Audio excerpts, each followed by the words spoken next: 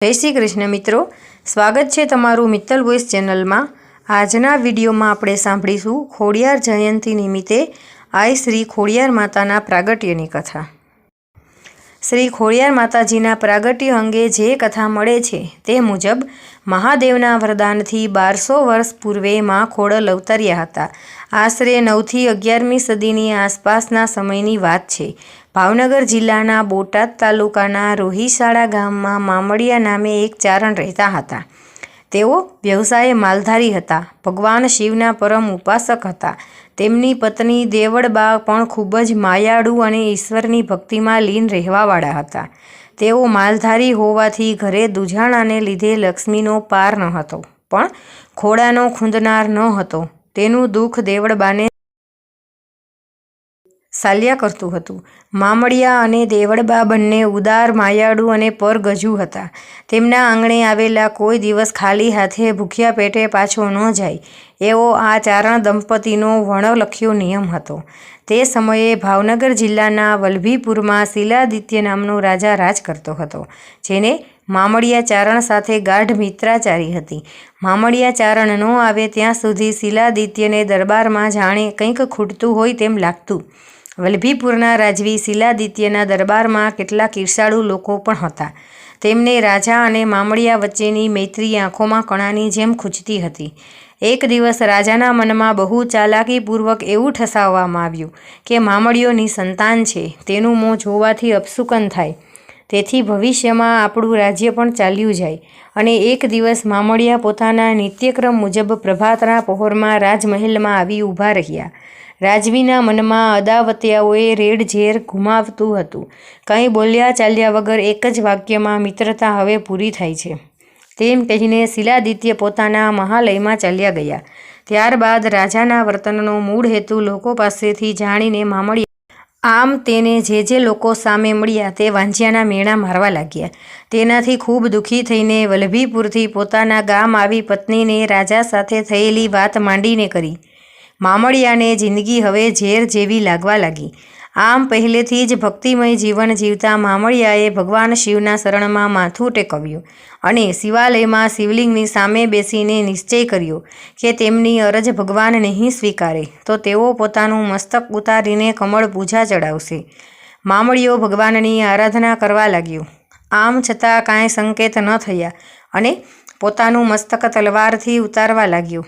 ત્યારે જ ભગવાન શિવ પ્રસન્ન થયા અને પાતાળ લોકના નાગદેવતાની નાગપુત્રીઓ અને નાગપુત્ર તેમને ત્યાં 7 પુત્રી અને 1 પુત્ર તરીકે જન્મ લેશે તેવું વરદાન આપ્યું।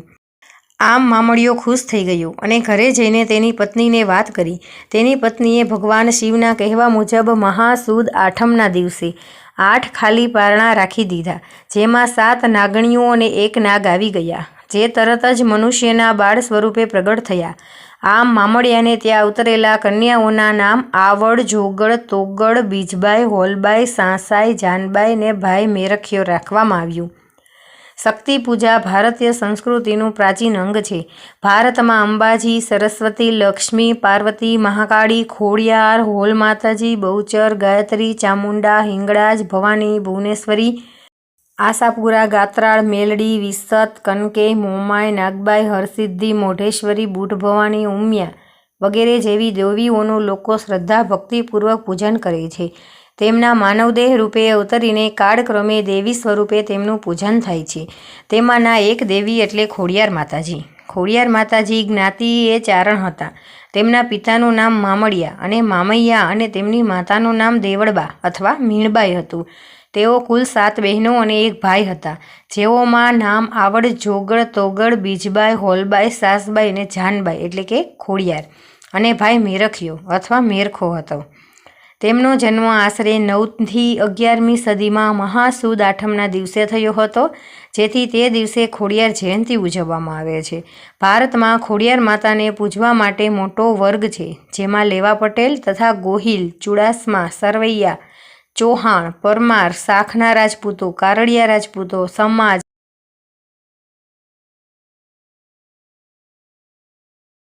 કામદાર, ખવડ, જડુ, બ્રાહ્મણ, ચારણ, બારોટ, ભરવાડ, હરિજન અને રબારી કોમના લોકો કોઈ પણ જાતના ભેદભાવ વગર તેમની પૂજા કરે છે અને કુળદેવી તરીકે પૂજે છે, જેમાં ચુડાસમા રાજપૂત ભાલ પ્રદેશમાં આવેલું ગોરાસુ ગામે ખોડિયાર માતાજીના મંદિરે બાધાની આખડી છોડવામાં આવે છે. આ ઉપરાંત ગુજરાત રાજ્યના અલગ અલગ સ્થળોએ પણ ઘણા સ્થાનો આવેલા છે. ગુજરાતમાં 1,40,00,000 લેવા પટેલની સંખ્યા છે. લેવા પટેલ સમાજમાં 16 કુળદેવી પૂજાય છે, પરંતુ 80% લેવા પટેલના કુળદેવી ખોડિયાર માતાજી છે.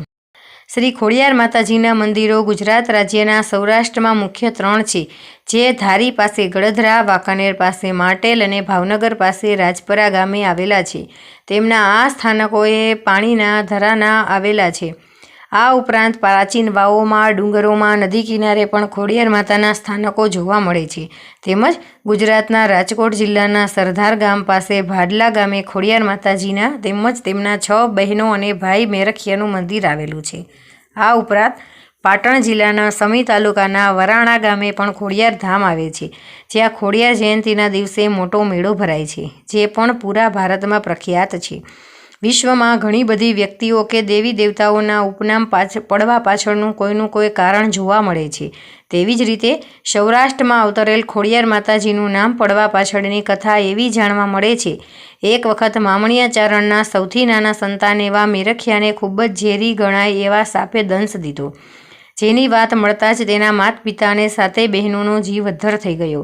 ઝેર કેવી રીતે ઉતરે તેનો ઉપાય વિચારતા હતા, તેવામાં કોઈએ એવો ઉપાય પાતાળ લોકમાં નાગરાજા પાસેથી અમૃતનો કુંભ સૂર્ય ઉગે તે પહેલાં લાવવામાં આવે તો મેરખિયાનો જીવ બચી શકે તેમ છે.